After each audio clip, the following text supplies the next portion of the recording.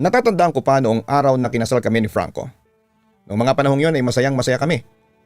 Oo, mahal na mahal namin ang isa't isa. Pero sa kulturang Pinoy, alam niyo namang hindi lang yung asawa ang pinapakasalan mo, kundi pati ang buong pamilya niya. Ibig sabihin ay kailangan mong pakisamahan ang pamilya ng asawa mo. At doon nagsimula ang kalbaryo ko. Ang biyanang ko si Mami Didith ay taga Cavite at talagang matapang ang presensya. Simulat sa pool ay hindi niya ako gusto para sa anak niya dahil sa may gusto siyang ibang babae para sa anak niya. Lumipas ang 3 taon, lalong naging masama ang pagtrato sa akin ni Mami Didith dahil sa loob ng mga taong lumipas ay hindi kami magkaanak-anak ni Franco. Kahit na anong gawin naming posisyon, pag-inom ng gamot para lamang maging fertile ako, pero hindi pa rin ako mabuntis. Sabi niya sa akin, nung huling reunion namin, ako raw ang malas sa buhay ni Franco. Para raw akong tuyot na lupa na walang pag-asang mamunga. At mas mabuting maghiwalay na lamang kami para makahanap si Franco ng babaeng may silbi. Masakit sobra pero tinis ko ang lahat.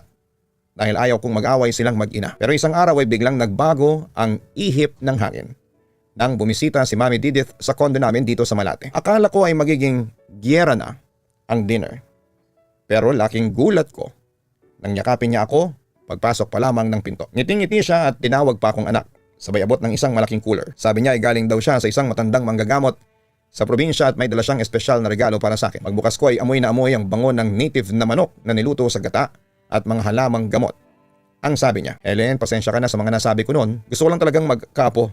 Kainin mo to at pampalinis ng sinapupunan para magka-baby na kayo. Pero may kakaiba siyang kondisyon na medyo nagpataas ng balahibo ko habang nag-uusap kami sa kusina. Dapat daw ay ako lang ang kumain nung dala niyang pagkain at bawal ibigay kahit kanino, lalo na kay Franco.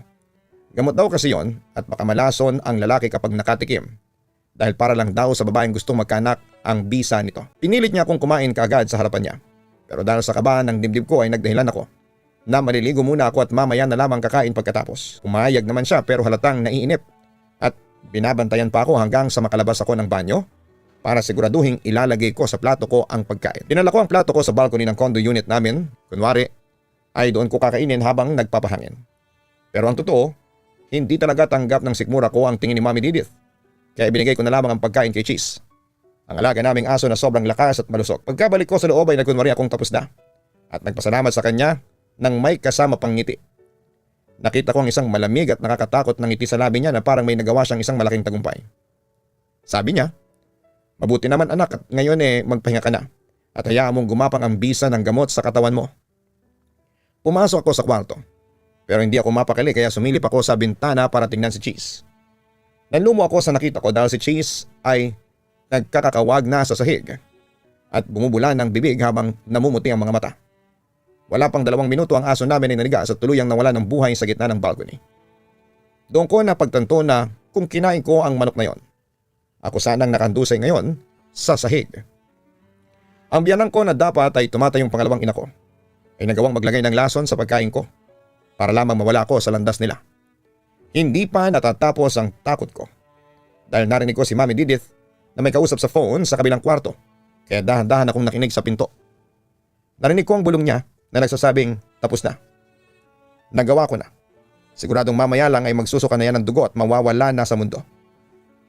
Sa wakas ay malaya na ang anak ko sa baog na yan at makakasama na niya ang babaeng pinili ko para sa kanya. Sa tindi ng kaba ko ay biglang tumunog ang phone ko dahil sa isang notification kaya napatigil siya sa pagsasalita.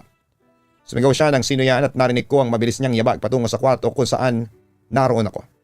Tumakbo ko kagad sa loob ng banyo at nilakang pinto habang nanginginig ang buong katawan ko sa takot. Naririnig ko na ngayon ang malalakas na kalabog niya sa pinto. At pilit na pagpihit sa door handle habang sumisigaw siya na bakit daw ako gising pa at hindi natutulog. Alam na niyang hindi ako tinablaan at alam na niyang narinig ko ang lahat ng plano niya.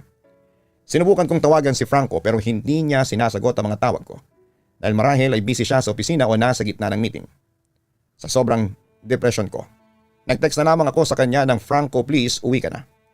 Papatayin ako ng nanay mo. Pero wala talagang response na nakuha mula sa asawa ko. Kaya naisipan ko na lamang na humingi ng tulong sa aking pamilya.